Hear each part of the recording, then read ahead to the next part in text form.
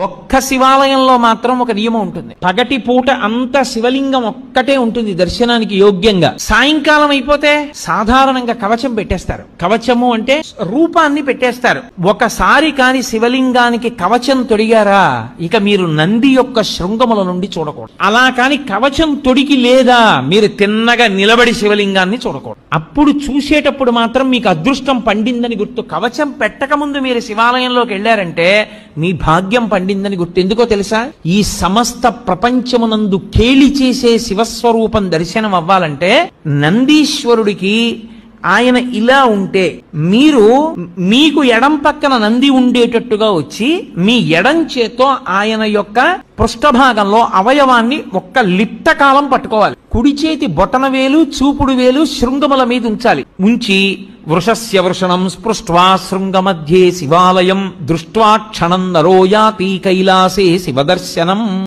ఇలా పెట్టి తర్వాత ఎడం చేత్తో పట్టుకుని ఒక్కసారి ఇలా నొక్కి వదిలి అలా నొక్కి వదిలినప్పుడు ఆయన ఊపిరి అనాగు. ఆయన ఊపిరిలో సయ్యాటలాడుతుంటాడు ఊయలలో శివుడు. ఆ ఊయల ఆగినప్పుడు ఆ శివలింగాన్ని ఒక్కసారి చూసిన వారెవరో వాడు కైలాసమునకు వెళ్లి పరమేశ్వర దర్శనం చేశాడని వేస్తారు ఖాతాలో.